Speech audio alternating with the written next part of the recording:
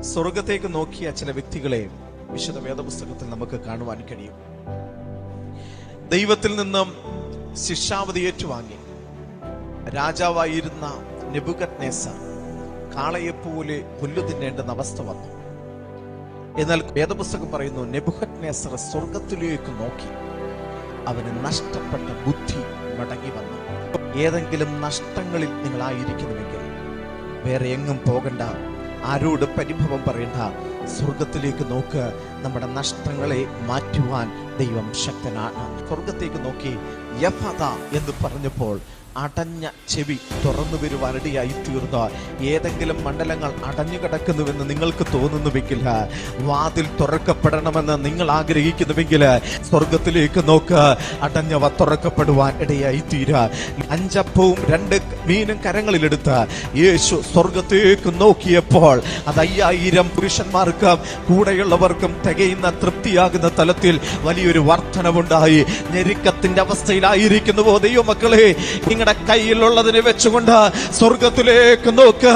നമ്മുടെ ദൈവം വർധനവിന്റെ ദൈവമാണ്. വളരെയധികം വേദനയോടെ കല്ലേറുകൊണ്ട് താൻ അവശ്യ നിലയിലായിരിക്കുമ്പോഴും സ്തേഫാനോസ് സ്വർഗത്തേക്ക് നോക്കിയെന്ന് കാണുവാൻ കഴിയും. തന്റെ ജീവിതത്തിന്റെ ഏറ്റവും വലിയ പ്രതിസന്ധിയിൽ താൻ സ്വർഗത്തേക്ക് നോക്കിയപ്പോൾ ദൈവപുത്രനെ കാണുവാനിടയായി തീർന്നു. പ്രതീക്ഷിക്കാത്ത ബുദ്ധിമുട്ടുകൾ നേരിട്ടുകൊണ്ട് പ്രതിസന്ധിയിലായിരിക്കുന്ന ദൈവമക്കളെ, ഉയരത്തിലേക്കൊന്ന് നോക്കുവാൻ തയ്യാറാകുന്നുവെങ്കിൽ, സ്വർഗത്തിലേക്കൊന്ന് നോക്കുവാൻ തയ്യാറാകുന്നുവെങ്കിൽ, നമ്മെ നോക്കുന്ന ദൈവപുത്രനെ കാണുവാനിടയായി തീരും. നമ്മുടെ പ്രത്യാശ വർദ്ധിക്കുവാനിടയായി തീരും. കല്ലേറുകൊണ്ടപ്പോഴും വളരെയധികം പീഡനങ്ങൾ സഹിക്കേണ്ടി വന്നപ്പോഴും സ്തേഫാനോസേ, നീ എങ്ങനെയാണ് ആ പ്രതിസന്ധിയെ മറികടന്നത്?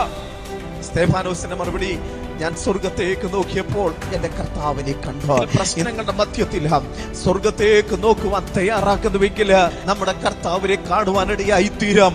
നിരാശ മാറും, പ്രത്യാശ വർദ്ധിക്കുവാൻ ഇടയായി തീരാ. നഷ്ടങ്ങൾ മടങ്ങി വരണമെങ്കിൽ സ്വർഗത്തിലേക്ക് നോക്കണം.